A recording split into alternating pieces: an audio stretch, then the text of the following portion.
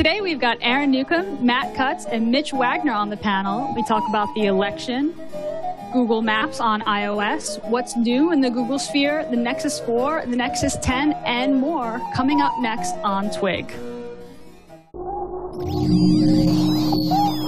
Netcasts you love. From people you trust.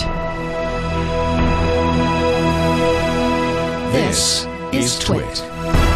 Bandwidth for This Week in Google is provided by Cachefly. CACHEFLY.com. This is TWiT, This Week in Google, episode number 171, recorded on November 7th, 2012. Math wins. This Week in Google is brought to you by Stamps.com. Use Stamps.com to buy and print real U.S. postage the instant you need it right from your desk. For our special offer, go to Stamps.com, click the microphone, and enter TWiT. And by Ting.com. Ting is a new mobile phone service that just makes sense. Save money with Ting. Pay for what you use. Ting doesn't require a contract and offers unlimited devices on one pooled plan. To save $50 on your first Ting device, visit twig.ting.com. And by the new Squarespace. Squarespace introduces a new content management system, making it faster and easier to create a high-quality website, blog, or online portfolio. Plus, more than 50 new features, including mobile responsive designs.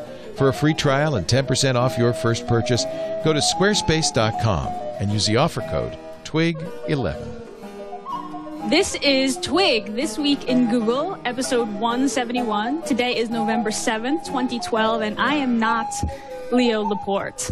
Leo is off cruising the world, so I'm standing in for him. He's not in studio today.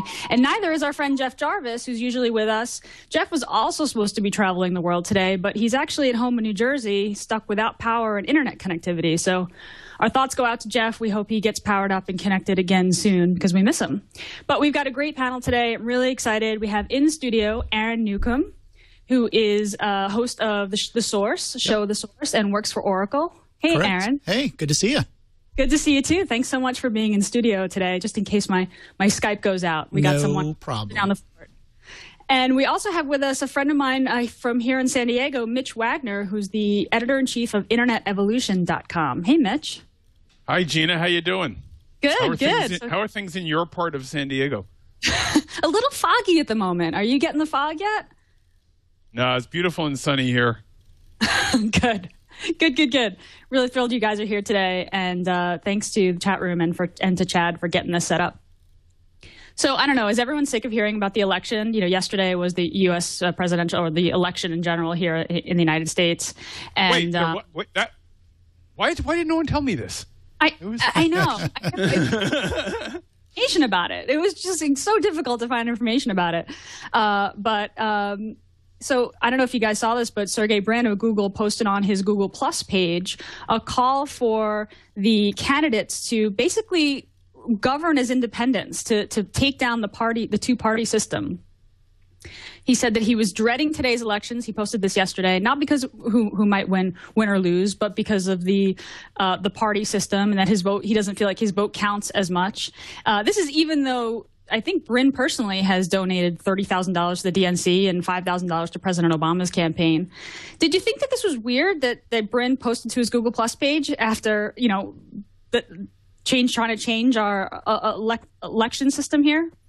Oh, I mean, personally, I was like, woohoo, right on. I mean, I think the real point is that, it's really come down to just a handful of states, right? The so-called battleground states, which is what he was talking about. And it's like, you know what, if you live in a solid red or a solid blue state, you may as well do something different because your vote's not going to matter as much. So, and he picked on Alaska, I think, for some reason, just maybe because of the population difference. But he was saying, I think, that his vote counted 1/90th as much as an Alaskan vote. So I thought that was pretty interesting. But I mean, I think that his sentiment was right on. I mean, it would be nice to have more diversity in politics in the United States. So I'm just curious too, though, what you guys thought about him in his position as CEO. I mean, should CEOs be talking about that kind of stuff? Is that what do you think that was kosher or okay to do? Sure, why not? I mean, it's kind of in line. Google's always been pretty outspoken about their politics. I thought it was interesting that he chose to do a Google Plus post. I feel like he has so many other things that so many other things that he could do, being the position that he's in, to really kind of make this change. What do you think, Mitch? I think as to the issue of whether it's appropriate, he cares deeply about the subject. He wrote about it. I don't think it probably didn't take up much of his time. I think his perspective is politically naive, though. George Washington couldn't get rid of political parties in the U.S., so I don't know why he thinks he should be able to. I don't think getting rid of political parties is necessarily a good thing, although I do agree we need more diversity of them and more diversity of opinion. And there are also sound reasons why we have this weird disproportional voting system. It basically keeps candidates. It forces candidates to focus on a lot of states and not just stick at the population centers. Right. Well, it was interesting. How did you guys keep track of the election yesterday? Were you watching cable news? Were you online? Were you on Twitter? Were you on Facebook? Did you have a preferred channel to get your news and figure out what was going to happen? I was using Twitter and basically all of the social networks while I was at work, because it was just easier to like switch back and forth, getting some work done, and then let me see what's going on. Okay, fine. But then later on in the afternoon, like around dinner time, we just turned on the TV because we're eating dinner. It's easy, right? So we did kind of all of the above. I was looking at Twitter, 538.com on the Times, Huffington Post map. That said, it all went by really fast if you're on the West Coast. You're working. You know nothing's really going to happen until 8 p.m. local time. Then, it seems like 2 hours later, it was all over. Yeah, it's true. It was kind of fast. It was kind of amazing that Obama basically accepted his victory on Twitter before he did his acceptance speech. And he had one of the most retweeted tweets of all time, beating out Justin Bieber. I think it was like 500,000 retweets. It was just a pretty simple tweet. He just said 4 more years, and it was a picture of him and Michelle Obama. I thought that was pretty amazing that this election really happened so much on Twitter. My TweetDeck columns were going by so fast I could barely keep up with them. I think one thing that's interesting is I think the news we've seen over the last 10 days has really vindicated a lot of Twitter's media embedding. I mean, you saw so many striking pictures of the hurricane last week, and then that picture of Michelle Obama and Barack Obama hugging each other was also very striking and moving, and that's just right there in the Twitter stream. You don't have to link out to it. It's a very small difference, but I think it's a powerful one. And Twitter stayed up. Yeah. Yeah. Which was impressive and happy-making. But all things Diorana story saying Twitter kills the great white fail whale. Finally. I don't know what they're doing with all their bandwidth today. Yeah, right. Do you guys think TV has gotten worse at covering breaking news since social media has come on the scene? Or well, I know I can tell you I hate it when they get there. Now we're going to bring on our social media expert. What's Twitter saying? And I think I was watching, was it ABC, and they had Katie Couric on, and she was doing the social scene, and it's just like, really? I know that. I can see, I've got it's right here. I just don't understand why they all feel like they have to do that. I mean, is that really drawing in an audience for them when they do that? I don't know. It's like, why can't people just look at their smartphone or look at their laptop that's in front of them? It's annoying. Where I was going with this is that Twitter seems to be ideally suited for the breaking news events, which usually tend to have little bursts of information coming out every few minutes or every hour or so. TV seems obligated to fill the dead time with blah, blah, blah, blah, blah. Let's go talk to a hurricane victim and find out how he feels about his house blowing down. Oh, he's unhappy. Twitter is better. You can keep it going out of the corner of your eye. If something's happening, you can focus in. If something's not happening, you can play a game or do some work. Yeah, I completely agree. I mean, and I think we've talked about it before. Certainly, Gina, you and Jeff and Leo have on this show is that Twitter is basically the new news ticker. Right? It really is. I mean, I was watching ABC last night, but I was getting tweets. Hey, NBC called this state, and then I would switch the channel to see what they were saying. Hey, things are imploding over at Fox News, so I switched over there to see what was going on. So I was actually I felt like I was getting information from Twitter faster than that breaking news sound would happen. On TV, it'd be like, oh, they're calling Ohio, and then it would be like breaking news right on the TV. So it was like a couple of seconds in advance. I felt like I was getting information just watching Twitter more than anything. Twitter particularly, not Facebook as much, although I was checking Facebook, and I actually didn't spend a whole lot of time on Google+. Did you guys spend time on Google+ last night during the election? Not really. I did a little bit, but it was more just to see what the people I'm following were saying. It wasn't like it wasn't the same thing as Twitter, like just to see what's going on. It was more like, I wonder what people are saying. Like, I wonder if anybody was stuck in one of those long lines I heard about or something like that. So it was really more truly to my sphere of influence or the people that I follow, just to see what their experience was like, more than it was trying to get a measurement of what's going on with the election. Right. Well, I'm sure that we're all really election weary. Had to talk about it a little bit since we're the day after here, but we can dive into some more specific Google news. The Guardian posted an article earlier in the week, kind of a panicked article about how Google is prepping their Maps app for iOS, and it's going to be ready at the end of the year, but that there's doubts about whether or not Apple will approve it at all. Basically saying that, Apple might just stonewall them completely and not approve this app. And, a couple other people responded and said, hey, the default feeling of all iOS developers is that their app might not get approved. And there's no way that Apple's going to block this app. What do you guys think about the Google Maps app on iOS? Well, they've got to come out with it. I mean, the iPhone Maps app itself, the native app, doesn't really work very well at all.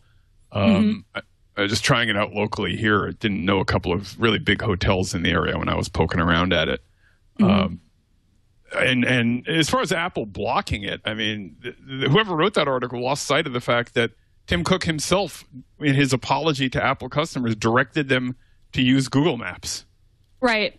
But Apple released this new section in the App Store. It's called Find Maps for your iPhone, kind of to offset the criticism about Apple Maps. And it lists a few different mapping apps, but no mapping apps that actually interact with the Google API. So this Guardian article was saying, why they're clearly not featuring anything that has to do with Google. They're trying to disconnect themselves from Google. But, we've kind of seen this with YouTube and with Google Voice.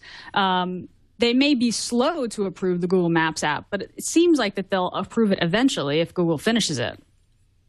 Yeah, I agree. Yeah. I mean, as long as they're not interfering with the OS, I think that's the big and they're obviously not displaying porn or anything, right? So, I mean, I think that there's a few keys that, from what I've heard, are the big ticket things that they look for.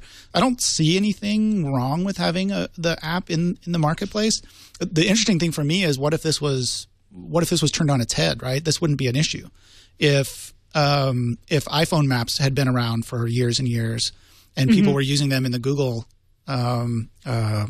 marketplace, and the same thing wouldn't be true. Like there would be no worry about this, right? As long as the very basic things are met in for the Google Play Store. Right, because the Google Play Store doesn't have the pre-approvals, you mean? Yeah, it's exactly. It's so much more open. It's so much easier to get your app in the marketplace. It'd just be really easy to do. But because of the way Apple handles their App Store, and no matter what you think about it, I agree that there will be some delays in getting it approved. Yeah, and I mean, I feel like as an iOS developer, you kind of go into it knowing that you're, by developing for the iOS platform, you're taking the risk that Apple's going to take issue with something in your app or isn't going to approve it for whatever reason, and the reasons sort of change, and they're sometimes pretty opaque. But it's, for Google, should Google use resources and put them toward issuing a Google Maps app? I mean, I think that they should. But it's a big risk, and it sounds like Google and Apple are in constant communication about this kind of thing. And, Apple blocked Google Voice for a long time, and then the FTC launched an inquiry, and then suddenly it was approved. And the Google Search app, which has the voice capability similar to Siri, also just got approved. Yeah. And actually, John Gruber wrote a post saying that was curious timing. It was right after Forstall left Apple that the Google Voice Search app got approved, and that had been held in the queue for a while. So I don't know if there's anything scandalous going on there. Yeah, I mean, channeling the missing spirit of Jeff Jarvis here. Google wants signals. So how people are using a map, to be able to get the Maps app on the iPhone will then be signals of where people are using the iPhone that go back to Google when they use the Google Maps app. So, of course, Google is going to try to get its Maps app on the iPhone. I don't see how they cannot. Google wants it there, but does Apple want to allow it? Right. That's really the question. But don't you think it's in Apple's best interest? I mean, they want people to buy their phone, right? And there's been so much news over the map kerfuffle. Don't you think that would be a good reason for them to approve it right away to just kind of quell that? I mean, I know they had the apology and stuff, but I think this is really a big deal for consumers when they hear stories about something that's as commonplace now, at least on the Android platform, as maps and navigation. Not working on the iPhone. Well, I'm not going to buy an iPhone, then I'm going to buy an Android device. So it seems like it's in their best interest. Now, of course, that's all speculation, but it seems like the theory here, the logic of this is that it would be in their best interest to allow Google to get their app on the phone as quickly as possible. Even though they will be losing signal, they'll still have happy consumers. Right, that is right. Really, well, go ahead, Matt. That is a really interesting line you've raised. Apple basically decided that controlling this key application was more important than the short-term loss in customer satisfaction. They felt that every phone to be successful needs a reliable mapping app, and that put them in beholden to Google. So they felt like it was more important to them to be not beholden to Google and put their own app on it. So that would be an argument against them approving the Google Maps app. However, this all happened when Scott Forstall was running software, and Scott Forstall is gone. So I wonder if we would see any different line of thought happening now. Ultimately, I think it would be crazy of Apple to reject the Google Maps app, but candidly, I think it was crazy of them to replace it in the first place.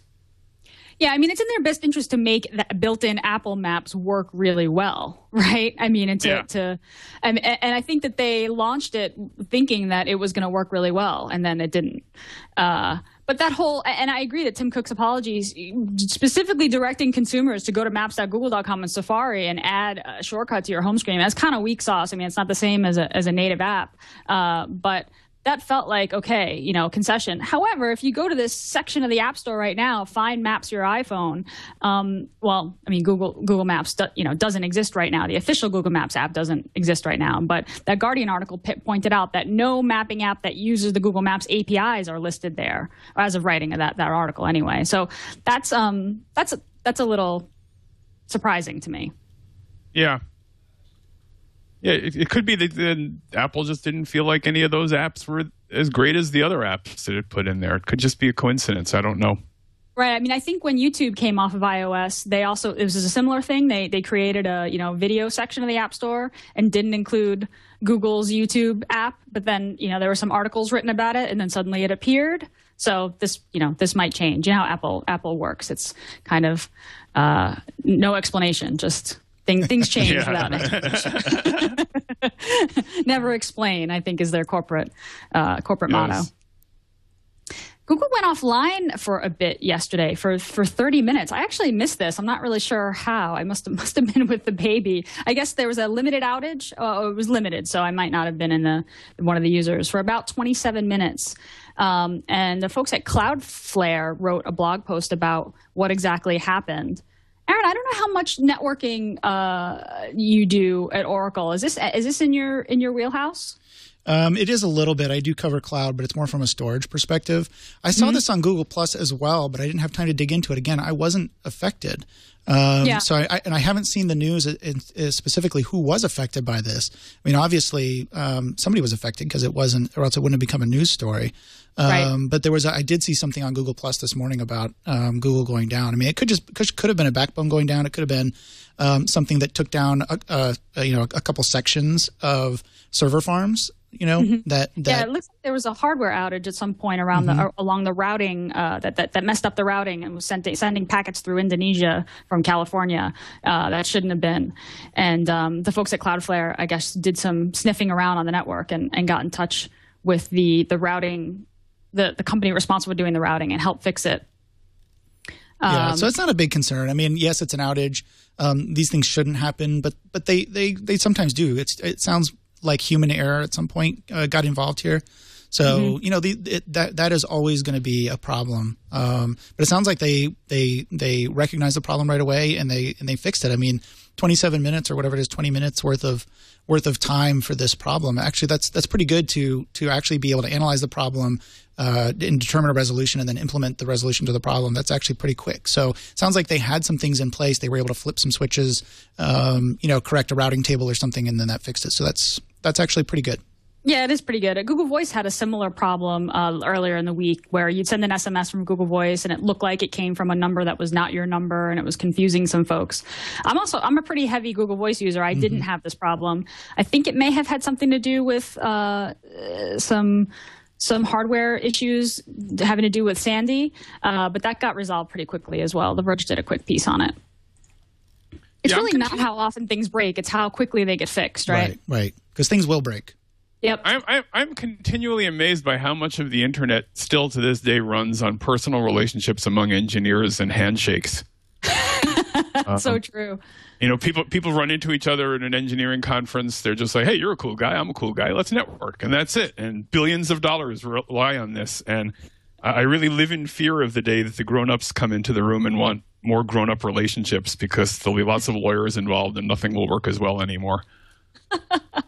It's so true. There was a piece in the Times about it was a shopping site, Nextag, that got demoted in Google search results, and they were just having a really hard time and were losing tons of traffic and losing tons of money. And it turned out that one engineer knew another engineer at Google and was able to get some clue as to what was going on. But it's one of those things where it's not everyone has those connections. It really does come down sometimes to just relationships and who knows who.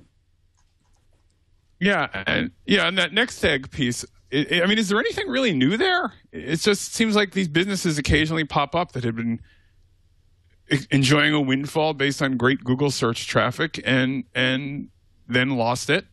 Right, and then Google changes the algorithm. Yeah. And then they feel like they were slighted or that they're at the mercy of Google for their business. There isn't really much new here. There's actually a quote in here from Matt Cutts, and if he jumps on the show later on, we can ask him about it. But yeah, it's the same story where small businesses are saying, "Hey, we're totally at the mercy of this giant search engine, and this giant search engine is favoring their own products." It's something we talked about on the show a bunch of times. Yeah, I think the lesson here is not that Google is being somehow unfair, but the lesson is rather, if your entire business model depends on getting Google search results, you've got a broken business model. Right. Well, but if you're a website, a content site especially, and you're depending upon advertising, it's, page views or getting customer, not even if you're depending upon advertising, but you're depending on customers to come in and purchase something from your website, your customers have to find you. I don't know. What else? Well, what else? I know that I oftentimes when I'm doing a search online, an Amazon link will pop up, not as an ad, but as a search result. Sometimes it's an ad. Sometimes it's an ad too, and I click on it sometimes. But if it's a search result or it comes up in a link from someplace else, having that there and it's keyed to something specific that I'm interested in actually is a benefit to me. And I can imagine that if all of Amazon's stuff suddenly dropped out of the search results, that would be a pretty big impact to their business. So I think there are companies out there that have a legitimate business model, but also rely, and you can argue how much does Amazon rely on search results. But I think that there are companies out there that do rely on that, and that they're big enough and they're all online. And so any type of outage like that is a pretty big concern for them. And if that's the case, they've got people working on it and they know how to escalate either within Google or whatever to be able to fix the algorithms and hopefully fix whatever the problem is. Yeah, search results are clearly very important, but does Amazon get those search results because is Amazon successful because it gets those search results, or does it get those search results because it is successful? Right, a little bit of a chicken and the egg. Right. And Amazon's a tough example, right? Because Amazon is so big. People go to Amazon to search for things when they want to shop, because they're just such a well-known name, But when you're when you're a small shopping website or you're a small content website, Mitch and I know about content. Well, we all three of us know about content and getting traffic to your content. You're a much, much bigger disadvantage. True. Yeah, I've been through it. I've been through the mill. I've worked on sites that got a lot of Google juice, and I've worked on sites that didn't get much, and I've worked on sites that did both at different times. Mm-hmm. I've coasted not coasted, but I've enjoyed for months and months a lot of Google traffic, and then seen it all kind of dry up and not really know why. And the conclusion I came to is you can't rely on Google for your business. You've got to connect your customers a lot of other ways, and then Google will hopefully follow. Right, and through social connections and other ways. Yeah. I mean, to Google's credit, Google does offer a lot of webmaster tools for kind of troubleshooting and figuring out, what's going on with my site. Are there bad inbound links, and that kind of thing. And in this case with Nextag, they or was it Nextag or it was another site in this New York Times story. It turned out that they had kind of duplicate information on pages. So to the Google bot, it looked as if the site was kind of spamming or planting content that it wasn't actually displaying, so it looked malicious, and that's why it got demoted. So they were able to move that content and adjust it, and it showed up again. But I think they were only able to figure that out by talking to someone at Google, because they had someone who had a relationship with someone at Google. What else? Speaking of Google, speaking of promoting your content in social channels. Nice transition. It took me a second. That's awesome. I need to go a little smoother. Leo would have been a little smoother. I'm not complaining. The pause and then the So forgive me, folks. It's my first time hosting. I thought it was great. It was, yeah. Speaking of promoting your content through social channels, Mitch, you are pretty active on Google+, and you did a post on Google+ recently, this was a couple days ago, about how you love the community there, but you're sort of frustrated by the platform. How do you think Google's doing with their social play? Well, I have read the same articles that everyone else has read and seen the same studies showing Google+ as a ghost town. And then I go on Google+ and I get a lot of activity on all my posts and always see a lot of interesting things going on. So they're a pretty lively bunch of ghosts over there. I consistently get better engagement there than I do on Twitter and on Facebook. That said, the platform itself just drives me crazy. You can't get anything into there automatically, so I can't just set up an automated feed to post in my Internet Evolution stuff and then not have to do that manually anymore. You can't get anything out of there automatically unless you use crazy third-party patchwork duct tape and safety pin-together tools to get your stuff from Google Plus to Facebook and Twitter. You can't. There's just a lot of things you can't do that you're used to doing on a mature blogging or social media platform. Particularly frustrating to me is that Google has Blogger. Right. So maybe they could do something to sort of join them together while still keeping them separate for people who want the separation. And then people like me would be happy and everyone would be happy. Moreover, I don't feel like I've seen a major feature upgrade for Google Plus in a long, long time. And I'm kind of wondering if Google has basically abandoned that sharing portion of it, the part that you see when you go to plus.google.com. Right. Yeah. I mean, it does feel like, especially the API issue of like, the ability to have clients that write to Google Plus. It seems like this is the most obvious thing that Google Plus needs, and I keep waiting for the announcement for that, and it just hasn't happened. And I actually haven't seen very many updates to Google Plus in a while, product-wise. It's true. We saw kind of a flurry of them in the beginning, and not so much now.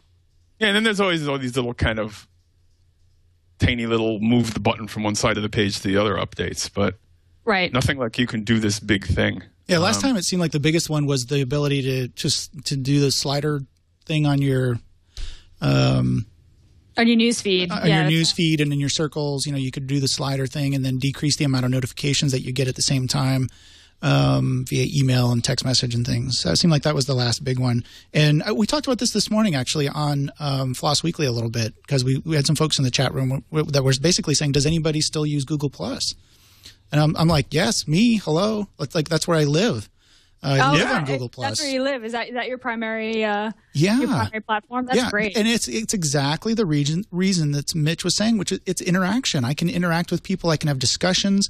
If something comes up and it's really hot, and I want to get feedback, I can start a Hangout and get live feedback. Last time I did that, I had like 20 people, or it wasn't 20. It was whatever the maximum was. joined like almost immediately. Some of them, I don't know what they were doing, but it was like they just clicked the button, and some of them had no idea what I was talking about. But a couple of them were, people that follow me, and they're like, "Yeah, we want to talk about this thing that you're doing on Android or whatever it was." So I cannot get that on Facebook. I can't get it on Twitter. I do push all my stuff out from Google+. It automatically goes to Twitter and Facebook. And the one trend I am seeing is that people that are typically on Facebook or Twitter are now starting to click through a lot more. Like they're not afraid of it, I guess. They're not concerned about it, or whatever the reason was that they weren't clicking through before. Now they'll come across something they're interested in, they'll actually click through. They may still leave a comment on Facebook instead of Google+ because they don't have an account or whatever, but they are at least clicking through to get the information that I'm trying to put out there. So that seems like a positive trend, but I agree. I hope that when Google finally does come up with an API, an open API that people can actually use, I think that, and what I said this morning was this kind of plateau that they've hit. I think you'll see that trend line start to go up pretty quickly at that point because there'll be more ways to interact with Google+. Yeah, exactly. And someone brought up in the chat room that Google really hasn't been promoting Google+ itself as much. They promote Hangouts a lot. But not like plus.google.com as your kind of newsfeed. So, Aaron, you write on Google+, and then you push the links to those posts, the permalinks to those posts to Facebook and Twitter? Right, exactly. And I basically follow, if you've ever seen, the easiest way to search for how I do it is to search for Mike Elgin's, the way that he does it, because I basically followed what he does for right now. The one downside is it doesn't post the pictures to Facebook. It doesn't actually put the pictures in line. Under the post on Facebook. So that's the one downside. I'm sure I get a lot more click-through rates on Facebook if I had a picture there. But, hopefully with the API, that'll change pretty quickly. The lack of inline links makes me crazy. Yes. Sorry, Mitch. Yep. There's a service called Deliverit, DLVR.IT, that I like better than the stuff Mike Elgin recommends. I will check Mike Elgin's, it has its own built-in tool to convert your Google Plus stream into an RSS feed, and then it'll send stuff all the way out all over the place. It's really a very smooth service. I like it a lot. Yeah, this looks good. It looks like both of you have more followers on Google Plus than you do even on Twitter. I didn't check your Facebook. But I have way more. I have like 10 times more. Yeah. Which is pretty interesting for a newer service. It could be both of your audiences as well. Yeah, my audience is primarily technical, and Google Plus is primarily a technical crowd. So, right. That's the thing. It's kind of still like the nerd salon, right? Like my cousins aren't going to see anything I see on Google Plus, but that's why I like, kind of posting at Facebook a link to Google Plus. Right. But the limitations that, the one photo, the no inline links drives me a little crazy. And that's the thing about Google Plus that makes me think like, well, if I want to write something that I really care about and that I really want to annotate with inline links and that kind of thing, I want to do it on my blog and then post a link to it on Google Plus. Yep, which is fine. I think that's perfectly acceptable. For me, it's just always quicker to do it on Google Plus because I don't have time to go into the details. But I think that methodology is actually the way to go, right? Post it on your blog, and then you can push it out to anywhere you want. And if people are interested, they'll click through to your blog anyway. Yep. Chad, what do you think? Should we take a break and do our first sponsor? That sounds great. All right, cool. We got a little bit from Leo talking to us about Stamps.com. Hey, Twiggers, don't let me interrupt. Well, actually, let me interrupt just briefly to talk a little bit about Stamps.com. I don't have to tell you about Stamps.com. You know I'm a big fan. We use Stamps.com here at the office. We got 2 accounts because we wanted 2 of those USB scales. It saves you so much time and money when you're doing a lot of mailing. Now, it's no point if you just mail a postcard once in a while. But if you are an Amazon, eBay, Etsy, or PayPal seller, if you send out invoices or mailings of any kind, Stamps.com is fantastic. You always have exactly the right postage because you're printing it yourself from your computer and your printer. And I'm not just talking about printing out stamps. You can do that. But you really, you can print out mailing labels. You can print right on the envelope with your company's logo, your return address. It'll take the address you're sending to from your QuickBooks or your address book or the website. It is a time saver. And if you're doing international mail, you'll love Stamps.com because it'll fill out all the forms just as you need. It's great, too, if you're doing express or priority mail because with a click of a mouse, you can send an email to your recipient letting them know your package has been shipped. It's very professional. In fact, it's why the big companies use Stamps.com. It's why you ought to try it because we've got a great no-risk trial offer. Visit Stamps.com. No, I know you see that $80 offer, but don't do that. You want to click that radio microphone.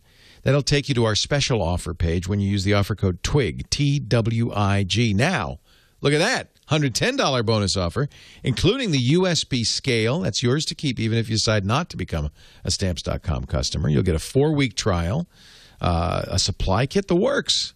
I love Stamps.com. I know you will too. If you do a bunch of mailing, Stamps.com is a lifesaver. Try it today.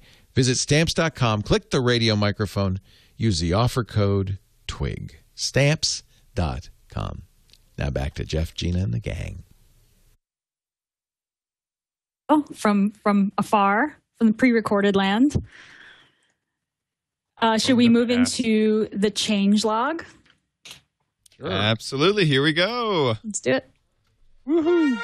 The Google changelog.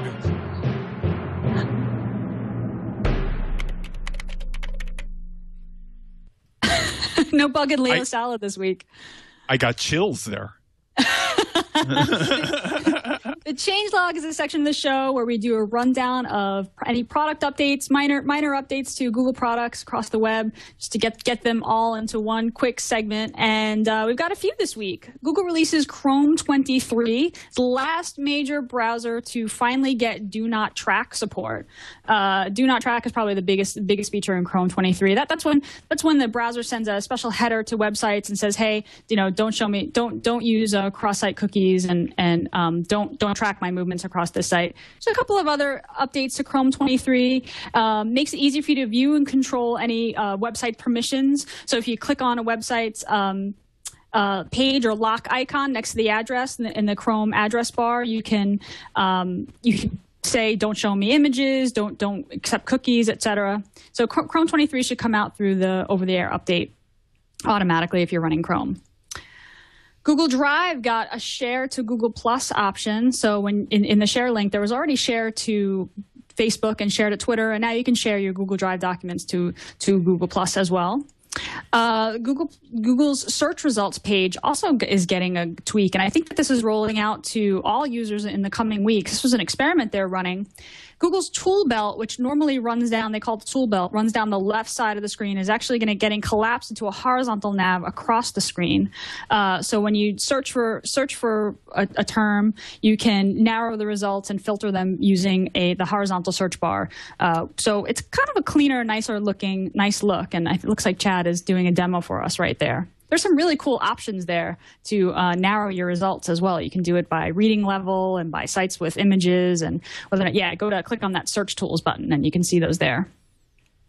And finally, Google Wallet got a little bit of an upgrade. Google Wallet now stores your credit cards inside the app. So if you go to a website that accepts Google Wallet requests, you don't have to type in all your credit card information every single time. That's stored there in Google Wallet, so you can purchase more quickly and easily. And I haven't had a chance to quite set this up yet, but it looks like a lot faster. And you can see a demo on, it looks like 1-800-Flowers.com to check that out. And that's all I got.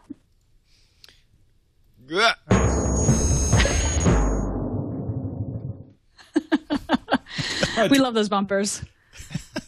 That's great. I like that. I like that section, because we don't get to talk about there's so much to talk about, and sometimes we don't get a chance to talk about, little stories like that. So I like that. I love it, actually. It's true. Every Google products just get updates every week. And actually, this was a slow week with the election and Sandy. Mm-hmm. But every week, I feel like there's just a little something here and there. So we got changelog together. So let's talk about the Google Nexus. It looks like next week, the Nexus 10 and the Nexus 4 are going to start shipping. We don't have one in studio, but the reviews are looking pretty positive. And Aaron, you're actually running Android 4.2. It's 4.2, which is the new flavor of Jelly Bean, they're calling it, right? On your Galaxy Nexus? So what I'm running is just the G apps portion. So that includes the new Gmail, the new gallery, the new camera, which has Photosphere, a new clock, a new keyboard. So it's not the full stack. The back end is still 4.1.2 or whatever it is. But I did install the 4.2 apps, which are still, for me, it's a little bit, I've lost my calendar, for example. So that's an issue. I might have to go back and work on that. But and I get a lot of error messages, but it's pretty fun to check out the apps anyway. And of course, that's only for advanced developers. But it's pretty interesting to see some of the features, especially Photosphere, which is like a panorama mode on steroids, basically. Mm-hmm. Mm-hmm. Yeah, it lets you kind of take 360. It's not just 360. It's kind of like it's 360 shots, right? And then you can upload them to Google Maps. Yeah, exactly. I've got this working, so I can give you kind of an overview of what it looks like. Let me start up my camera here. So you can see from when I'm ready to take a shot, this is the normal camera view that you get, and you can see as I move it around, it refocuses. See, there's one of the error messages. It refocuses automatically. And if I change this to Photosphere mode, I'll be diligent about getting rid of those messages. Okay, now you can see what it does. If I don't do anything, I can move it around, and you can see the little grid on the bottom that changes as I move the phone. And then to start taking the picture, I just line up that dot with the middle of the phone. It'll take the first picture.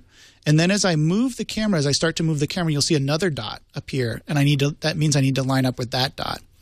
And I can just keep going like this, taking as many photos as I want for a panorama shot. Now, the other thing that Google said during the thing when this came out is that they based this technology off of the Street View technology, so the cameras that they use for Street View, for example. So there you can see all my shots that I've taken. I could go on and take more and more and more if I wanted to. When I'm done, I just click the Done button, and I'm ready to take another one. Now, in the background, while this is going on, what it does, and I'll exit out here, you can see in my notifications, it's rendering the panorama. So now it's going out and stitching those photos together for me automatically, and that'll disappear as soon as it's done. And then I can actually open up the gallery and go in the gallery, and I'll show you what this looks like. I've got a couple of these. I did one earlier just in case. So I'll open that one up. So that's what it looks like after it's all stitched together. It really looks nice and pretty and beautiful. Jason Howell did one of these from a better one than this inside the brick house. It looks really good. If I want to from here, I can either edit the photo or I can go to hit the Photosphere button. This will bring up a Street View-like experience. And so now if I swipe back and forth, I can actually see kind of like a IMAX experience, right? Very cool. Yeah, it's really cool. So it's like IMAX without the nausea. Yeah, or with it if I go too fast, right? Yeah. So that's Photosphere. I think that's one of the best features of Android 4.2 that I've seen. The gallery is also new, as you can see. They've streamlined some things. There's my kids and some things from the Exploratorium. So they've updated that. Also, the other thing they updated was the clock. It may not seem like a lot, but it's a pretty major upgrade.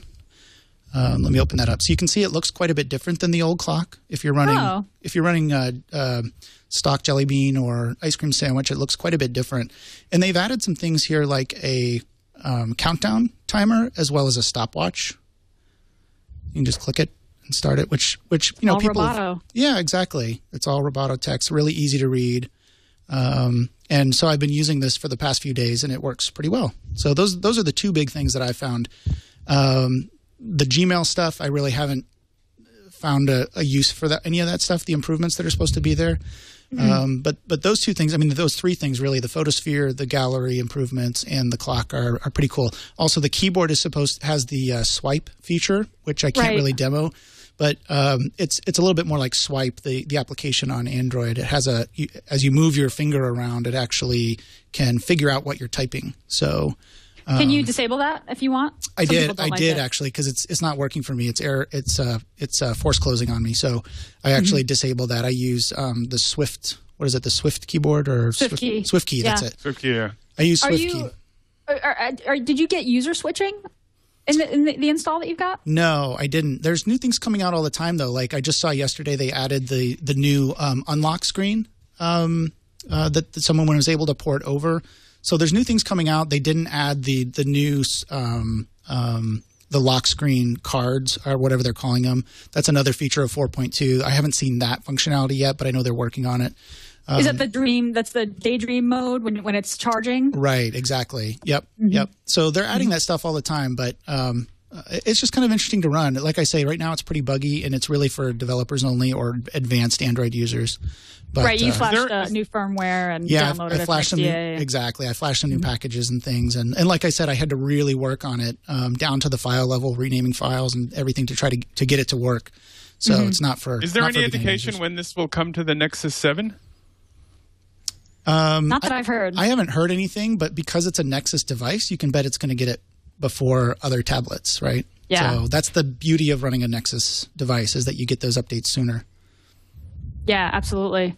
I'm hoping the Galaxy Nexus will get the official update. Although I have to say, I'm tempted. I don't know. There were a few forced closes during your demo there, Aaron. So that kind of put me off a little bit. But otherwise, I'm kind of tempted to flash my phone and try it out. Yeah, it's the unofficial. I'll be honest with you. I mean, the problems that I'm seeing, I'm running Verizon's version of the Galaxy Nexus, so it could be that their particular ROM that they load on their devices has some things that I've seen better luck from people that are running either an AT&T version or one that they bought off the Google website. It seems to work a little bit better for those folks. Right. I think we have Matt Cutts on the line. Hey there. Hey. How are you Hey, doing? Matt, how are you? Hi, Matt. Good to see everybody. Yay, thanks for joining us. Yeah, sorry I'm a little late. Stupid meetings and work. I hate that. We're getting in the way of Twig, whatever. It's not like you got stuff to do over there at Google.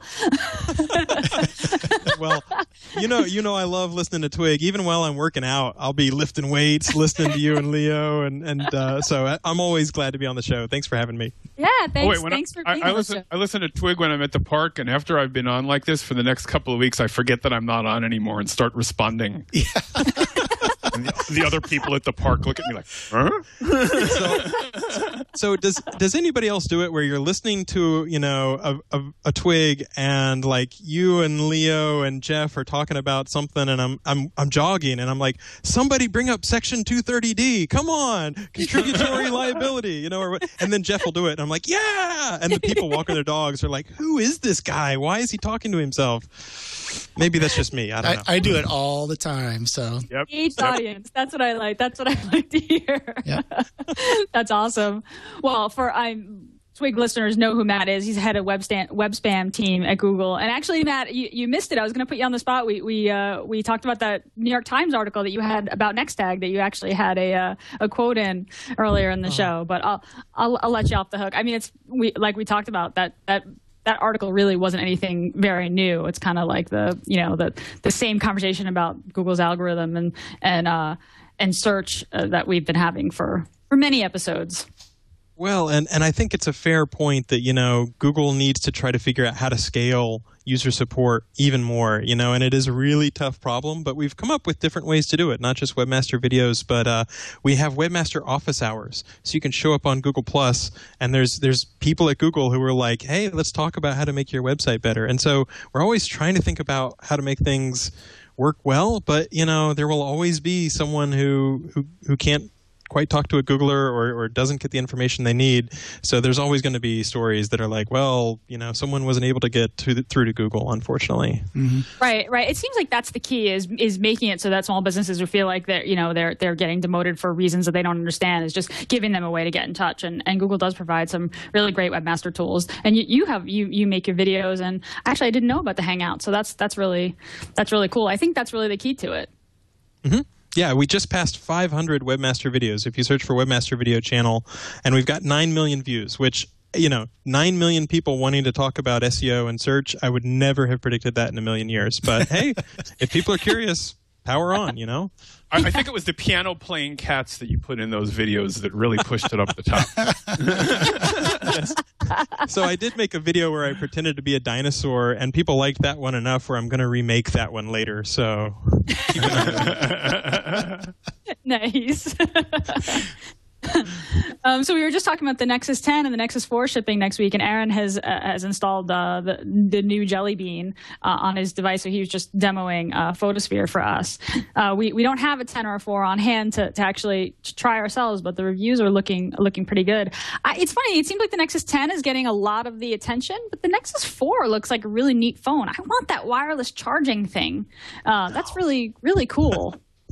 So, you know, for like months at Google, whenever somebody releases a Nexus device, I'm like, I really want the wireless charging, you know, where I can just put it on my car and I don't have to deal with any wires.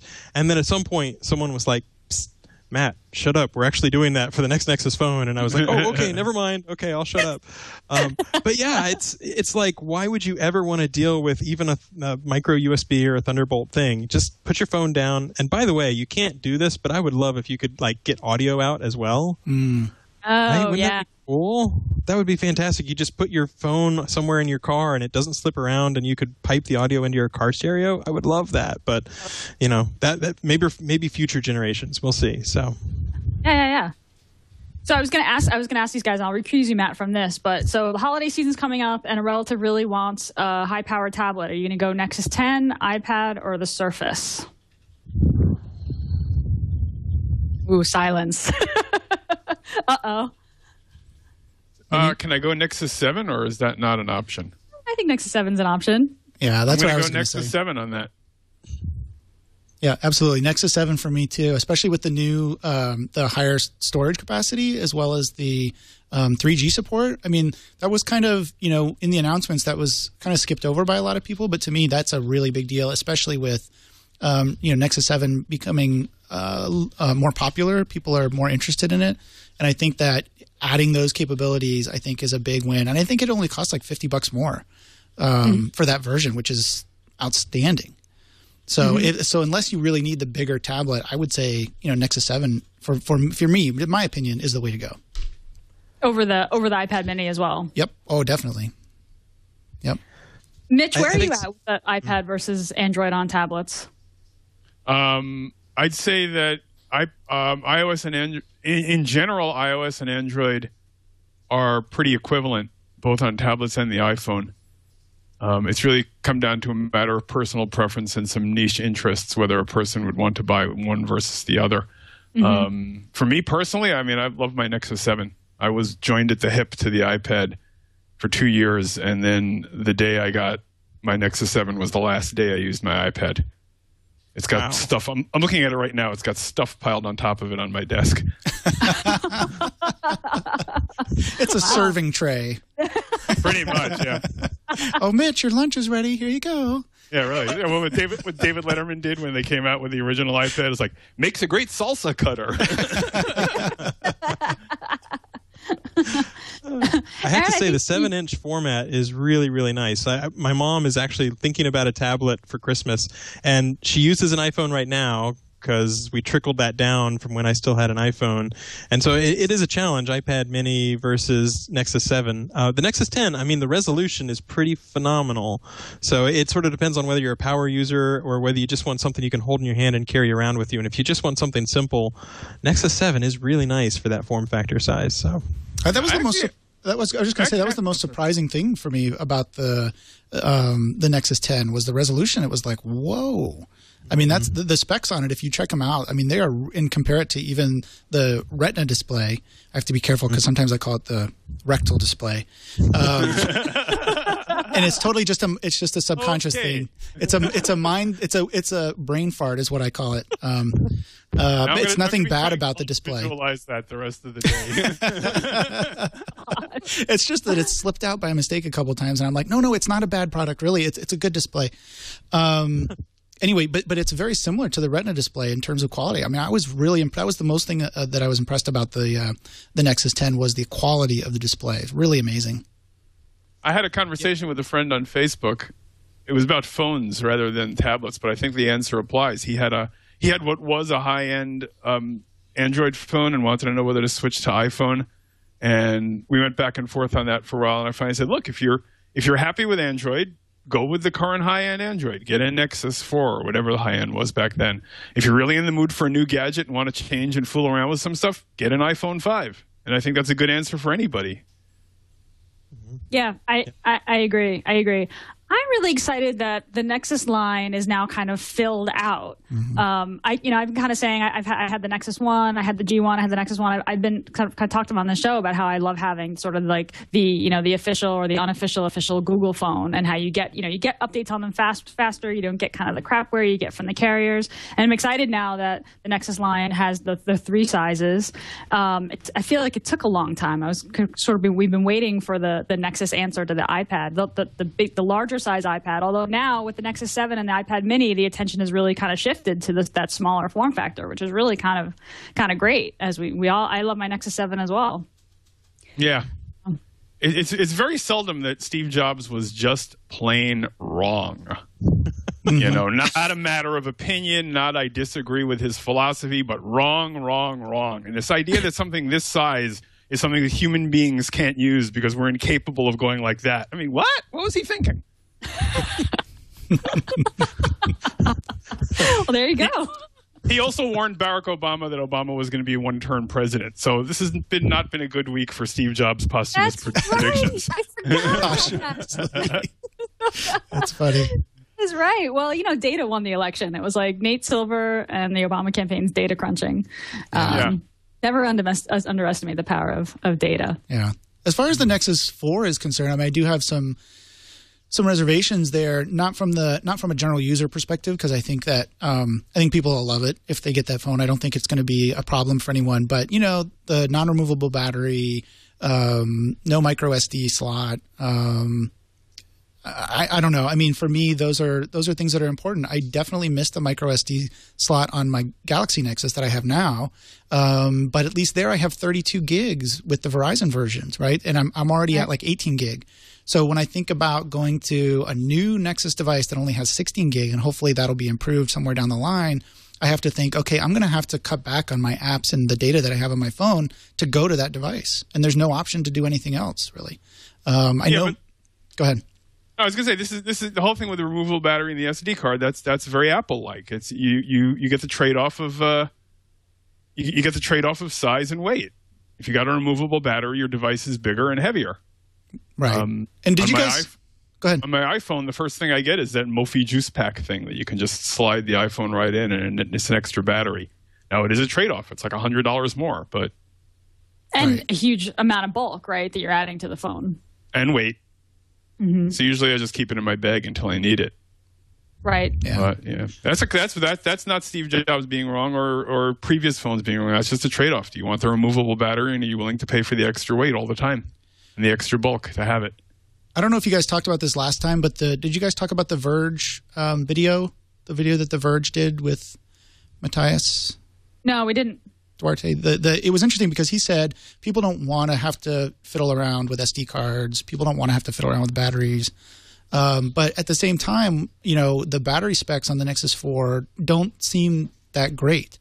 So if you're going to put out a product that has a limited amount of battery life, it would be really nice to at least allow people to buy an extra battery and put it in there. Because that's what I do with even my Galaxy Nexus now is I have 2 batteries. I keep one fully charged, and then the other one when it runs out, if it runs out in the middle of the day and I'm working, I just change out the battery. It's no big deal. I think average users can handle that.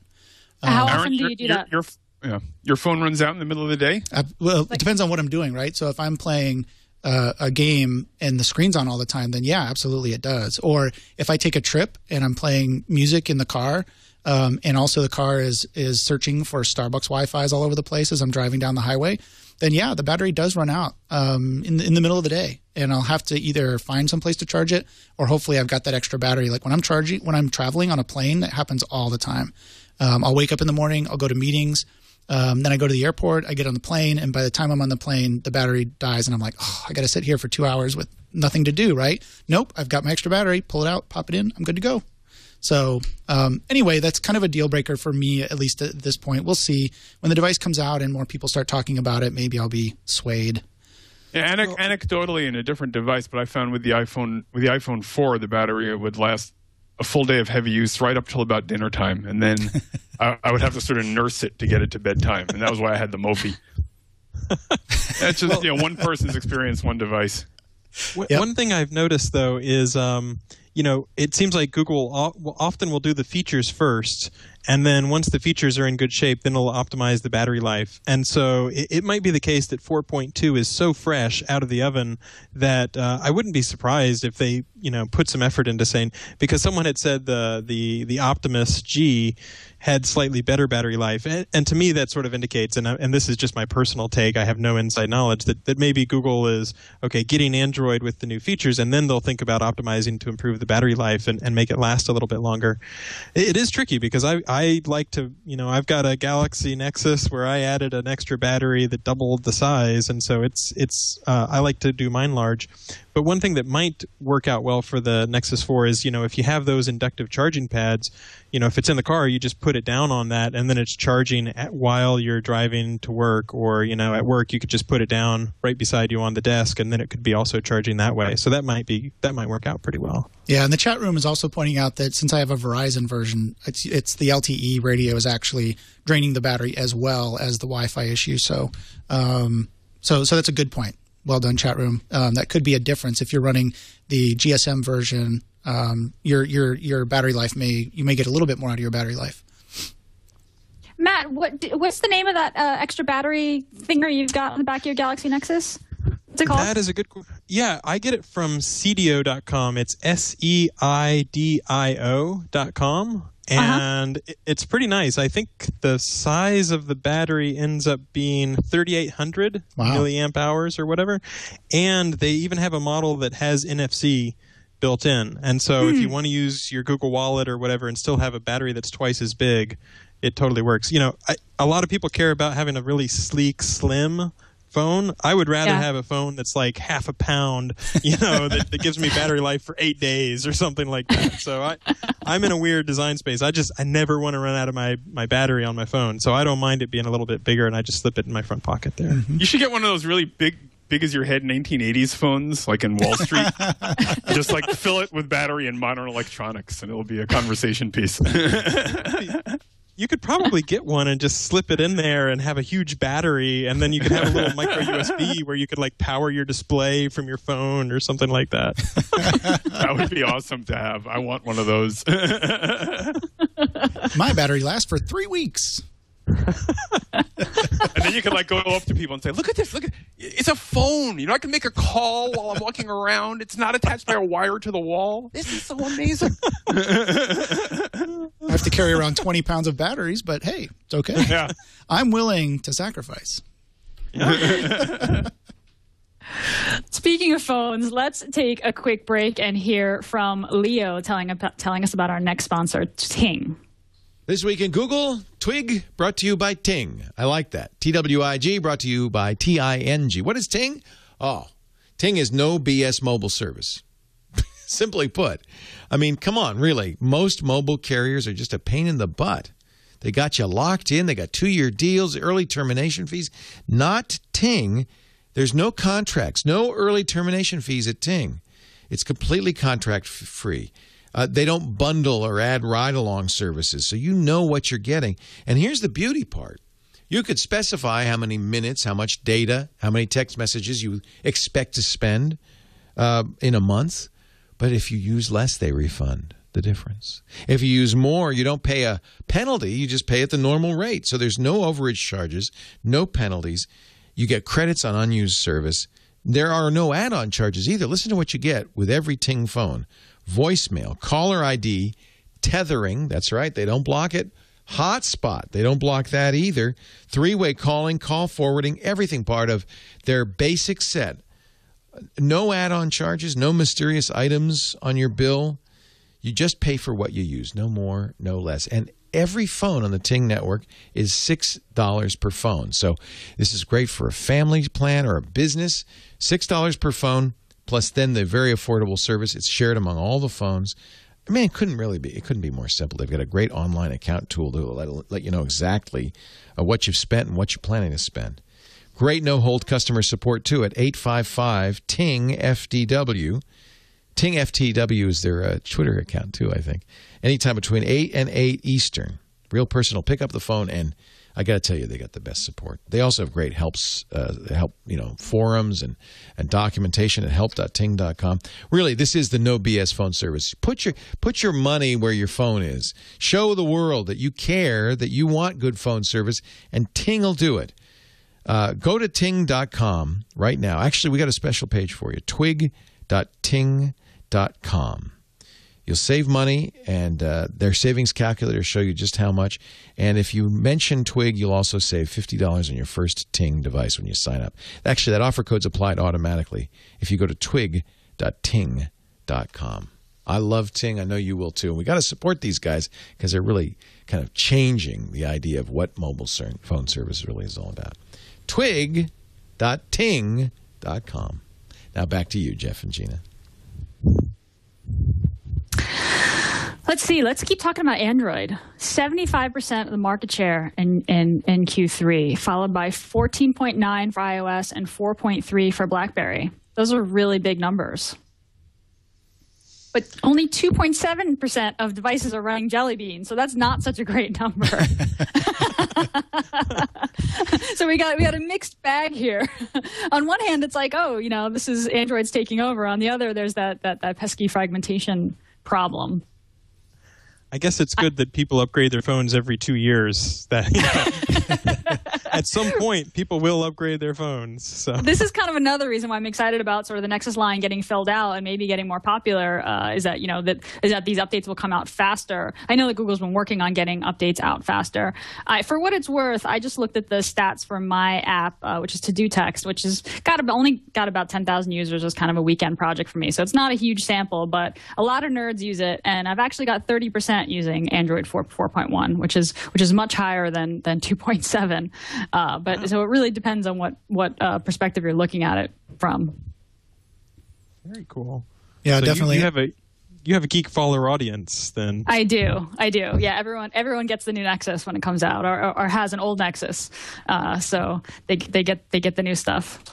I think everybody's update crazy a little bit. I mean, I know I am, but I'm kind of an advanced user, so I picked up my son's whatever he has, an Optimus V or 5 or whatever I think it is. I can't remember.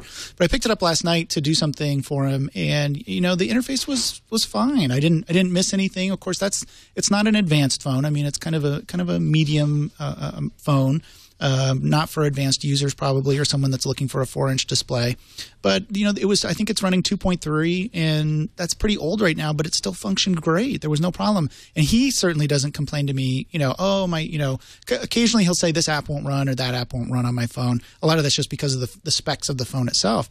But he doesn't really complain about the interface and missing the features that I have on my Galaxy Nexus that much. So, I just wonder... I wonder how much of it is us pundits saying, we want our updates, and how much of it is the general public who's like, it works, fine. Right, yeah, right. My wife uses a 7-year-old smartphone. It's like this. It's like ancient. And she's finally upgrading to my old iPhone 4. I think as much to get me to shut up about it as for any actual desire to use it. But yeah, she has lived a full life without having the latest dot release of anything. It is a good point. Like, is it more of a PR problem than an actual regular user problem, right? Mm-hmm. I mean, as technologists, you read about the new release, and you want the new release on your device, and it's frustrating when you don't get it. And and I think Apple has really touted that. iOS device owners get the new stuff basically right away. And this fragmentation thing. I mean, it's also frustrating for developers as well, especially when you have new features that you can only take advantage of on some phones, and how many different versions do you have to support. But it's a good point that, maybe this really isn't a regular user problem. Maybe this is just a tech bubble problem, for this fragmentation, tech bubble and developer problem. Mm-hmm. Mm-hmm. Yeah, I mean, Gina, I know your family is a lot of civilians, as is mine. I mean, when you go back home, how many of them are running ancient phones and perfectly happy with it? Yeah, many of them. And it's funny because they'll say, what phone should I get? I'm up for an upgrade. What phone should I get? The answer for me is like, well, get the new Nexus. But then I kind of stop and I'm like, well, the reasons why I'd want the new Nexus is because I want the new Android. I want the fastest thing. They're not their reasons. They want something that's reasonably priced and that's going to, do what they needed for it to do. Check email, browse the web, maybe install a few apps. they're not going to, be in a blind rage about the random NASCAR app or whatever that they can't uninstall that I'll be in. It's just two totally different targets. And it's true. Most of my family who are using, a couple generations back or don't have the latest updates, and they're absolutely fine with it. So what do you tell them when they say that? When they want that phone advice? I give them the very, very frustrating response, which is, it depends. And then I just ask them questions about how do you feel about just a touchscreen? Do you want a full, do you want a keyboard? Like my mom, she wants actual keys to press. How do you have you ever used a Mac? Do you know anything about Mac? To kind of get a feel of how they would do in the Mac environment. Do they use Gmail? Do they use Maps? I kind of ask them what they're looking for and what they want to use. And basically, I tell them to get the mid-level, to look at their plan, look at their contract, and go to the Verizon store, the AT&T store, or whatever, and kind of get the midway handset. Good answer. By the way, I saw what it was like to live on the other side of that chasm when we first moved here. I noticed my neighbors across the street are these fantastic car buffs. They're always out there restoring these old cars, and they've got, I don't even know what they have there. They're just these classic 50-year-old cars. So I said, go over and ask them for a mechanic recommendation. Fantastic. They'll know the best guy to go to. So we go across the street. We ask them, and they say, well, if you want body work done, there's this one place 2 hours away. And there's this other guy who does brakes who's the best, and he's an hour away. And they're coming up with 6 different people to repair the car. And I'm like, I just want one guy 10 minutes away. I can drive the car, and I come out, it doesn't make funny noises anymore. So I'm a civilian. That's what people deal with when they ask us about phones. Although I have to say, it's funny to think about the upgrading, because I think Chrome is a good model for this. I dare you to tell me what version of Chrome any of you are running right now, because you don't care. Right? You just get an update every 6 weeks, and if you're on beta, dev, or stable, or whatever, it's just maybe I read a blog post and I realize I have a few new features, WebRTC or whatever. Great, but in the steady state with the low friction of the web, it's just automatic, and maybe you close Chrome and you update it and you start it back up again. But I have stopped noticing what version of Chrome I'm using, and to me, it's kind of like Android is kind of stuck in this world where there's still friction on getting those upgrades. And in an ideal world, if there were no friction, you might not even notice. You just notice your computer getting better, Mm-hmm. Your phone getting better. It's the model for how to do updates. I think I read someplace somewhere where the Chrome update mechanism was the first thing that the engineers built before anything else. It would just be this program that would auto-update, silently. I think Chrome is the reason why we don't care about browser version numbers anymore. And I think that's a good thing. I don't think regular people should care about version numbers ever again. Yeah, I wonder, that was the thing with Firefox, right? Every time my Firefox updated, I would get a new window that would come up telling me, now you're running Firefox. It was automatic, which is great, but it would also come up and say, now you're running Firefox this version. And I was like, oh, okay, what is it? How is it different? I don't know. I don't care. So I never see that on Chrome. It's a good point, Matt. Well, yeah, and it's go ahead, Gina. That were like Firefox 6, I remember at Lifehacker we would cover them, and it would be this, kind of, and it was a wonderful thing because Mozilla does great work, and it was an open source, and people get really excited about Firefox and a number. But I think the Chrome way really just makes a lot more sense. Users shouldn't have to care. And it's funny to go to a bookstore and you're like, you look at. I was at the beach recently and somebody had a sticker on their car that's like, I do Photoshop. And they say, I do Photoshop Creative Suite 2, and now they're up to Creative Suite 5 or 6 or something like that. And it's just like, don't put your version number of the software on a book anymore. Just say, I will teach you Chrome, or I will teach you Office, or I will teach you Windows. But, Windows you might have to have a version because they are so big as far as updates. but it's just for good reasons, right? You want to have stability, and the companies really care about that. But it's just hilarious to walk into a library and they have a book sale and they're trying to sell you, Office 92, instructional guides or something like that. And that just doesn't seem like the way it'll be in the future. That's a good plug for online documentation and online books, right? Because then you can just update it. And you have all your archives, that are truly archives if people do want to go back and get that stuff. But, I like that model. It's too bad Jeff isn't here to talk about it, but I'm sure he would. I like that model of open books. Here's a book, a manual, I updated it. You get the latest version automatically if you've bought the book, and if you want to go back and read, older versions, you can do that. And there's no like paper going back and forth, and that whole library thing you talked about doesn't happen. Maybe someday. I know we're getting close to that. Maybe someday we'll be there for sure. So I'm hanging on to my Windows 98 for Dummies book. I'm going to be able to use that one day. It'll be a classic. Yeah. It'll be like the 50-year-old cars. People will be like, whoa, what install is that, man? We had one, so around Google, we like to test with lots of different devices, and somebody wanted to see what something looked like on an original iPad. And so somebody had a loaner, and they're like, whatever you do, don't accept software updates. This is the only original iPad we have, and it's the only version of this OS. And so don't update the software, please. That's the only way we can test to see how stuff works. So don't click don't tap OK. Just don't tap OK. Exactly. So speaking of Microsoft, I can tell that all of you guys are going to be really excited about getting Office on Android. No? Yeah? Microsoft Office for iPhone, iPad, and Android are coming out early 2013. Isn't it like read-only or something? Or maybe just read-only and light editing?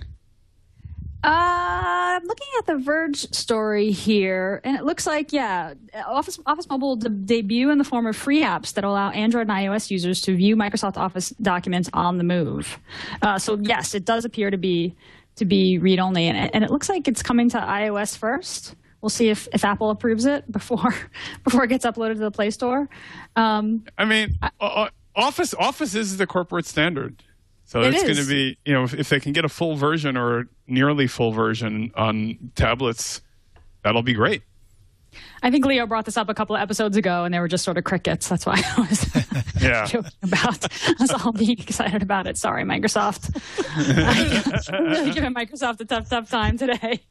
I mean, at least they're doing it, right? I mean, they could say no if you want to run Office, and you want to have 100% Office compatibility. You've got to run Windows, and that's it. So I give them kudos for at least doing it, right? Because I can use Google Docs for most things, even if they're done in Office formats. I can pretty much open them and read them in Google Docs. But I'm sure there are a few little features that you can't get to work, right? So we'll see. I mean, I give them. I'm not a big Microsoft fan, but I give them kudos for at least embracing the platform and trying to get it out there on a platform, as we said earlier, that now has 75% market share. Right. Absolutely. And it's interesting to see how, they had Internet Explorer for Macintosh, and they sort of decided not to do that, right? They sort of backed off. And so you've got Windows and you've got Office, and it's interesting to see different parts of Microsoft now responding differently to these sorts of platforms. So, it's something you might not have seen a few years ago. So, it is neat to see Microsoft sort of asking themselves, what do we need to do to be most responsive and help people on a lot of different platforms? And they'll make a search application that's available on Android, and they'll make a Bing application that's available on iOS. And I think that's a good thing, because then people have a lot of different choices and they can decide what works well for them on any platform. Absolutely.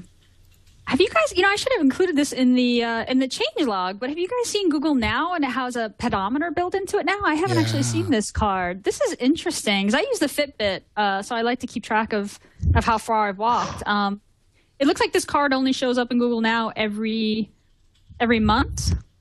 Last night, possibly because the month of October came to a close, Google Now, this is from Droid Life, started showing a new card to a number of our readers. The new card is a pedometer that's been tracking their steps and miles biked. Oh, and miles biked as well over the last couple of months. Behind the scenes. I say behind the scenes because this is a card that we have yet to see or hear about. I took a look quickly through Google Now settings, could not find this featured mention. I haven't seen this either. Have you seen this, Aaron? No, I haven't seen it. I was just trying to pull up my cards. And I don't have it in there. I did read that article, though. I thought it was pretty interesting. I mean, why not? I mean, I think we're going to see a lot of these new uses, right, for cards coming out over the next year or so. I mean, that would be something that's really interesting to know. Everyone carries, well, not everyone. Most people carry their phone around. My wife leaves hers behind all the time. But most people carry their phone in their pocket while they're working, going from place to place. Why not have a pedometer function built in? And a lot of people are really interested in that. I mean, like you said, the Fitbit is very popular. So, and I think you can get a similar functionality with Google. I forget what they call it, Google Tracks or My Tracks. Oh, yeah, there's that app on Android that, I think it's My Tracks, yeah. Right, but it doesn't do it automatically. I mean, you got to start the app and say, okay, I'm walking now, and all that kind of stuff. So I think something that does it automatically is really interesting, and anything that helps people be more health conscious, I think, is great. Mm-hmm. Yep. Mitch, you're a walker. What do you use? And you got a Fitbit, but then you returned it, right? Did we lose Mitch? We may have. Oh, yeah, briefly. 1 second. Sorry. No, that's okay, Chad. No big So, deal. Gina, are you a Fitbit user? Because if so, we need to be Fitbit buddies. I'm a huge Fitbit guy. I am, except I just had a kid a couple of weeks ago. My Fitbit steps took this awful dive, so I'm in this terrible, shameful place with Fitbit. But yeah, we have to be friends because it really motivates me to get the email at the end of the week about which one of my friends have recently kicked my butt in terms of steps. It's kind of funny. I've gotten about 3 different people at Google hooked on it. My secret plan, don't tell anybody, I don't know why I'm saying this on Twig, is to try to get enough people hooked that we can get everybody at Google onto Fitbit. They actually have a perk where they will give you a pedometer for free because it's a really great way to just get into shape a little bit more. But there's such a trend toward everything going into your cell phone, right? Yeah. You've got a pedometer, you've got your keys, you've got your wallet, you've got a pen and paper. All of that has sort of or could eventually migrate into your wallet or into your phone, rather. And the sooner the better, as far as I'm concerned.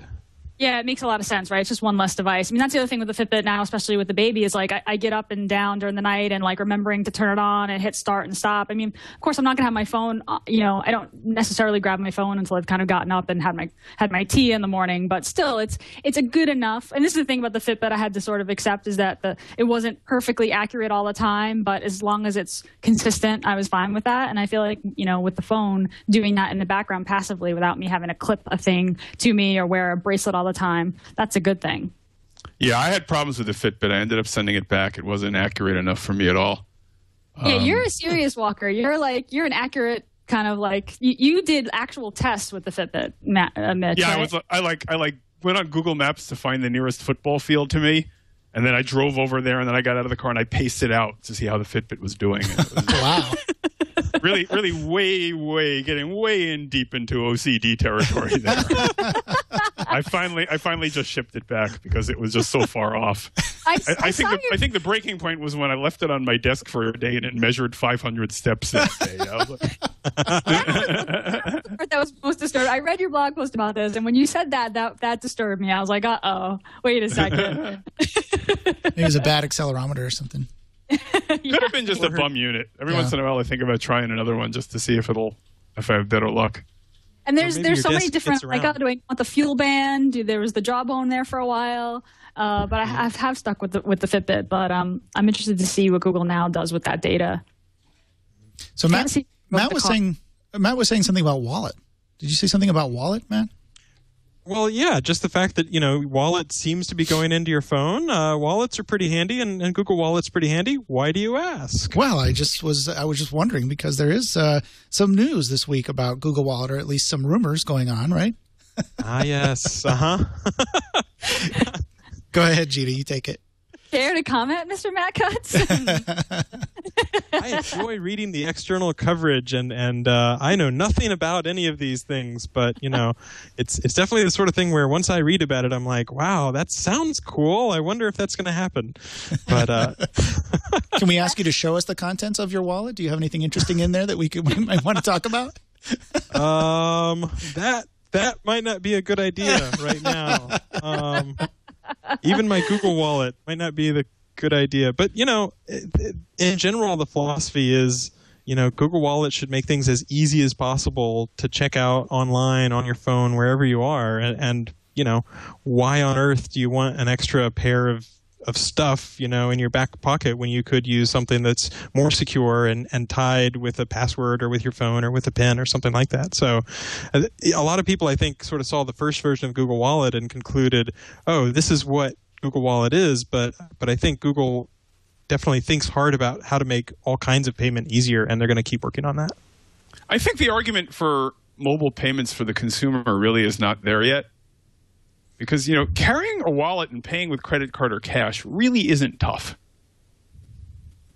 It's kind of annoying. I mean, all right, let's be first world problems. I'm sorry, everybody who's suffering from Sandy right now. I'm going to complain about paying credit cards. But it's kind of a pain. I mean, no? You get your hands dirty with the cash. You got to count it out. You got to give the credit card. You get the dirty pen that everybody else in the restaurant has had. The waitress has to go back and forth. Isn't it so much easier? Just wave your phone. I don't see it that way. I see it like figuring out how to use the wallet, and especially in the early times when this is going to be adopted, people aren't going to know how to use it. It's going to be available in some stores and not others. But you'll always be able to use that cash or credit card. I think the way it's going to get adopted is the merchants will start picking it up first because they'll have advantages in being able to tie it in for customer tracking and for loyalty programs better. And then at that point, they'll offer discounts and incentives for consumers to use it.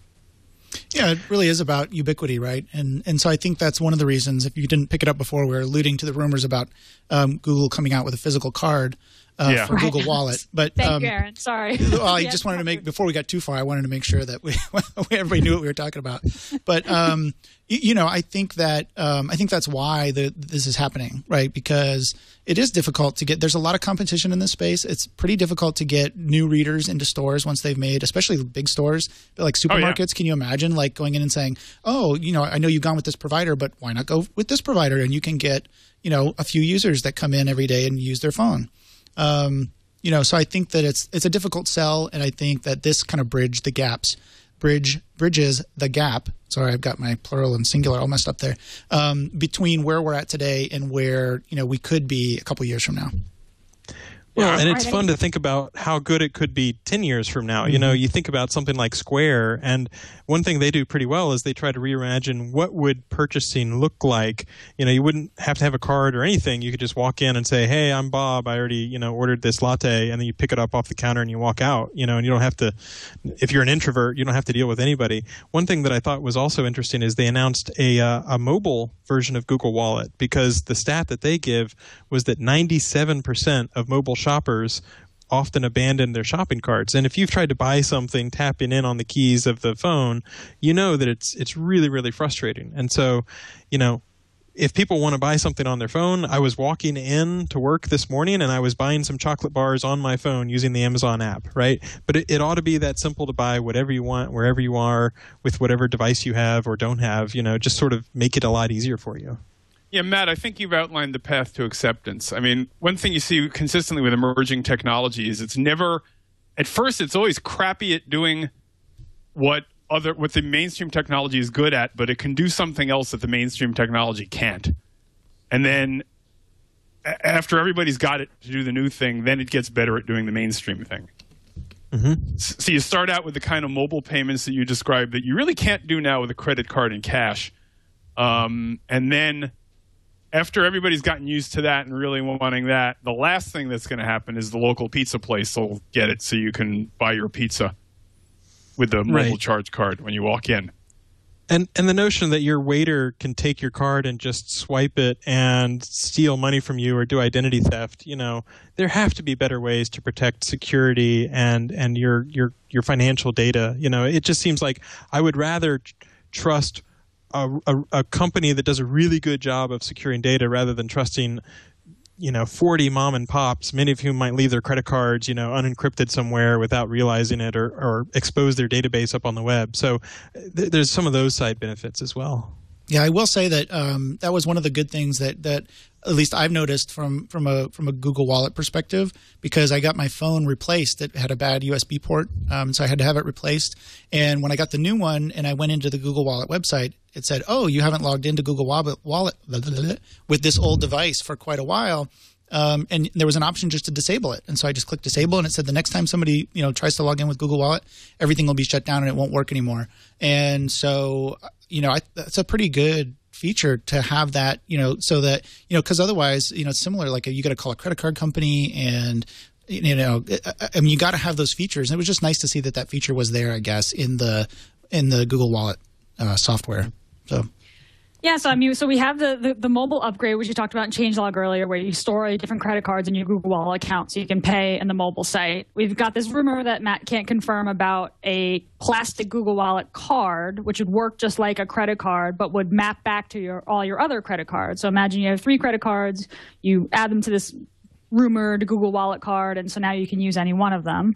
That would be convenient. And then there's the other piece, which launched a while back, and in fact my co-host on the other show I do, Kevin Purdy, he walked into a Burger King in Buffalo, New York with his Nexus, and he wanted to pay with by tapping NFC, pay with Google Wallet at the cashier, and it didn't go so well. He tapped it and it didn't work, and then he said to the guy, "Hey, I'm trying to pay this way," and the teenager behind the counter was like, "Oh, was that supposed to work?" There was some cluelessness about it. So it's this is a kind of slow, rough transition, but it looks as if Google Wallet is trying to come at it from lots of from a few different approaches and get folks just kind of used to it. Just get used to the idea. It's like, oh, this is an easy way to pay, and oh, there's that logo that I know, and I can use it here. I really think that paying with cash or credit card is a pain in the butt, and I look forward to being able to pay this way electronically. I went into the Apple store and scanned an item with my phone and paid through my Apple ID, right there on the spot. It knew I was in an Apple store because of my phone's location, and I just walked out of the store without having to talk to anyone, and it felt like, oh, this is clearly how this should work. How do they manage shoplifting for a situation like that? Yeah, that's a good question. I mean, I think theoretically, the person that's standing at the door could have asked to see my phone for the receipt, but they didn't. So, yeah, I don't know. Yeah, I don't know either. The NFC in itself is a very interesting technology. I was in San Francisco, and I promise to make this short because I know we're running short on time, but I was in San Francisco, and parking meters now have NFC chips built in. I guess either the parking meter I was using didn't work with Google Wallet. I don't know what it was. It wasn't picking anything up. I must have looked very, very silly standing next to the parking meter, holding my phone different positions around the parking meter, like nothing's happening. I'm sure people were snickering and laughing at me, but I was like, you know what? That would work so much better because I was trying to use an app and I had to punch in all those numbers to tell it which meter I was next to, which is handy. But wouldn't it be nicer if I could just hold up my phone and be like, "Yep, I want to park there. Thank you very much." So I think this is gonna broaden out. I think this is gonna get bigger and bigger over the coming years. You could have told people it was performance art. Yeah, it's good. It seems like what you often see is, this stuff seems weird or silly or non-functional right up until the point where suddenly it takes off all of a sudden. For a long time, mobile at Google was half of one software engineer's time, because back then it was WAP or WML, wireless markup language. And it was such a crappy experience that nobody used it, and so the usage was 0, and so it really wasn't worth even a single engineer's time. And then all of a sudden you see some of these trends coming together where it's like, oh, let's go ahead and invest and get ready for what's going to happen. And I think one of the things that I've discovered at Google is if you want to know whether a team is going to succeed, 2 things to look at are, number 1, how fast they can iterate because they can experiment and try things and adapt. And number 2, how often they keep rolling things out and looking for new ways to introduce new functionality. And one thing that gives me a lot of heart is you've seen so much stuff happening with Google Wallet recently that you can tell there's a dedicated group of engineers trying to think, okay, how are we going to make payments better, whether it's on the web or mobile or in the browser or whatever. So cool. So I think we should take our final break. After we get back from the break, we'll do our tips, tools, and tips. I guess, numbers, whatever you guys want to share the week when we get back. But Leo's got a message for us from Squarespace. Well, we're glad that everybody's okay back east, and Jeff and Gina and everybody. I guess Gina's in the West Coast, but Jeff and everybody's okay. Squarespace weathered the storm quite well. Did you hear the story of how Anthony Castellana ran over to their network operations center at Pier 1 and helped ferry fuel upstairs so they could keep the generators going? They slept on cots overnight. These guys, it's kind of impressive. When other sites were going down, Squarespace was up and running. That's what I love about Squarespace. They really care. They're the best hosting service out there. They also give you great content management software. It kind of goes hand in hand. Great hosting, great content management software, and amazing prices. Take a look at their unlimited plan, unlimited bandwidth, unlimited pages, unlimited files, all for one low price, $16 a month when you buy an annual plan. Plus, when you buy an annual plan, you get the domain name registration for free. I just love it. But look, don't take my word for it. Try it out, especially if you're a photographer, a filmmaker, a writer, a painter, an animator. You're an artist. You want a portfolio, but you don't want to pay the high prices, and you want control. You want it to look like you, like your vision, like your style. Squarespace is great. You can do it all yourself. You really can. You can do it all yourself.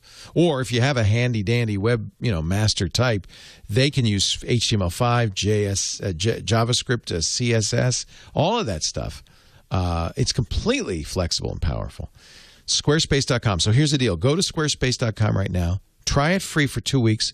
No credit card needed. Get the run of the place. See what you think.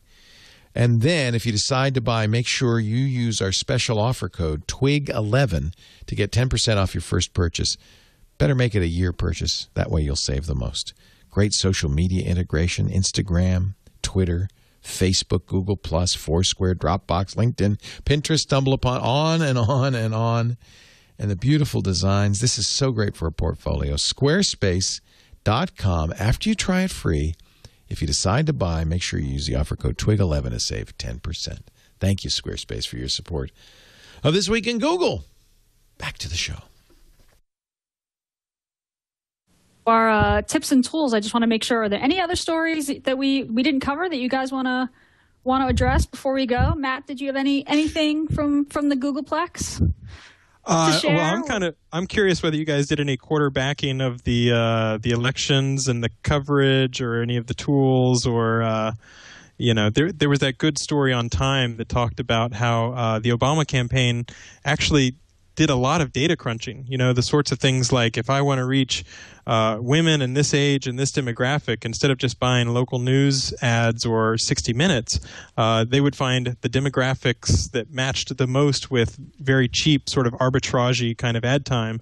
And so they could get the biggest bang for their buck in terms of money. And, it's amazing to see how much of an impact big data can have on everything, but not just startups, not just technology, even politics and campaigns and elections. That was a really good story. I absolutely loved it. I love that this was such a data-driven campaign, and they said that basically no decision was made on hunches or because it was what had been done before. Everything was based in numbers and had hard data behind it, and that the campaign had really gotten their databases together since 2008. This is a very googly way to approach it, right? I mean, everything being sort of very data-driven. That was a good piece, and we'll add that to the show notes.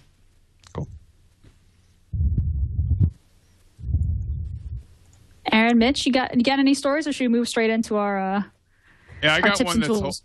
kind of hilarious, actually. It's the 5th anniversary of Android this week. 5th anniversary, and there's a story from Engadget in 2007 talking about how Symbian, Nokia, and Microsoft say that Android basically won't go anywhere.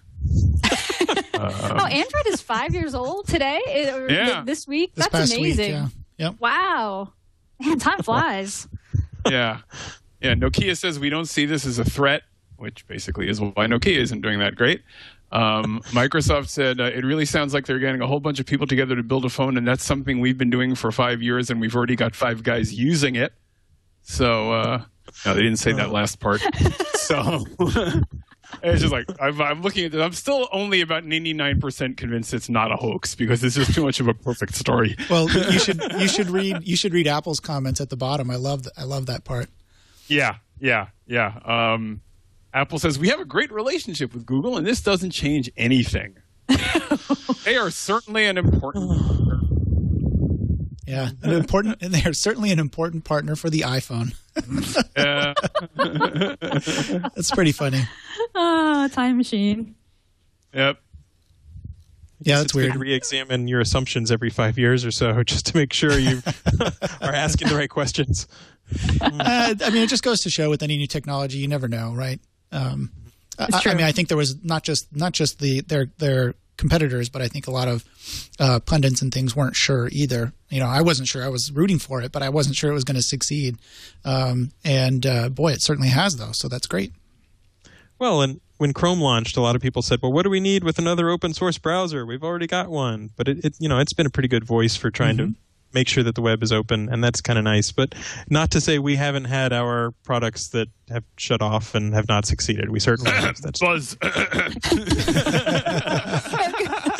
Chrome really was one of those blockbuster things. And I remember when Chrome launched, I'm thinking but we have Firefox. Why do we need this? And Google did prove us wrong. But there have been some bodies along the road on the way, haven't there?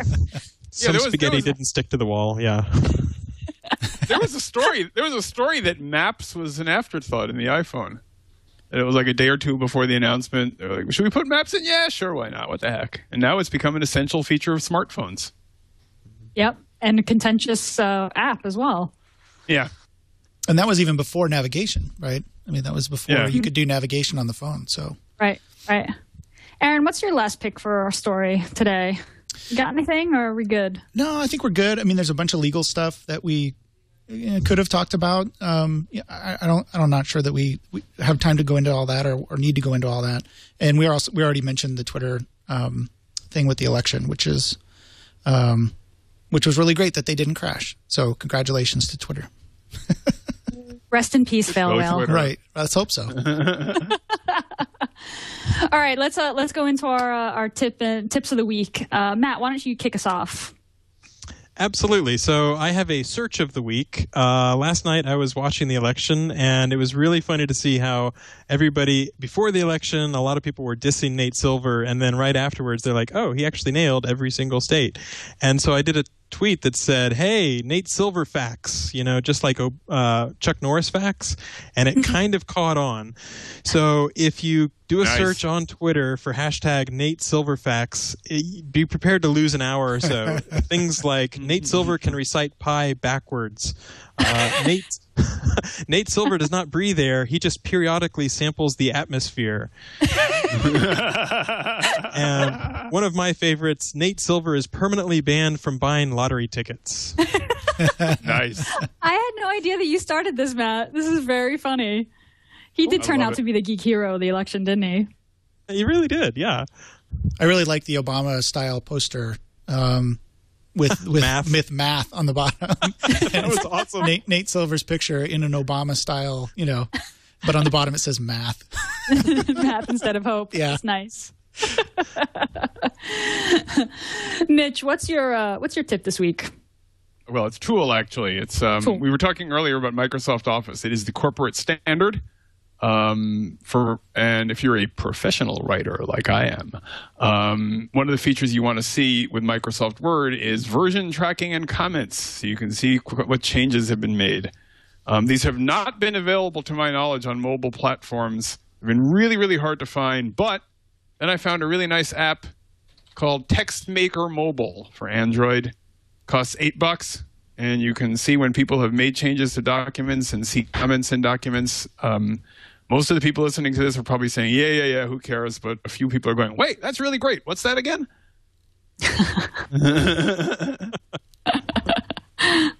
Nice. That's TextMaker. Nice. TextMaker Mobile. Yeah, it's $8. $8, but worth it. Yeah. Aaron, how about you? Was the photo share, was your Android demo your tool for the week? Yeah, that was the tool for the week. I could come up with another one though if you put me on the spot, which is Call App. We'll see how quickly Chad can get that up in the Play Store. Call App, which is an application that overlays your contacts. It's like a kind of a replacement for your contacts. And what it does is it goes out and it searches social media to pull in things like LinkedIn information or Facebook information. I remember a couple versions ago in Android there was the Facebook thing that you could link to your Facebook contacts.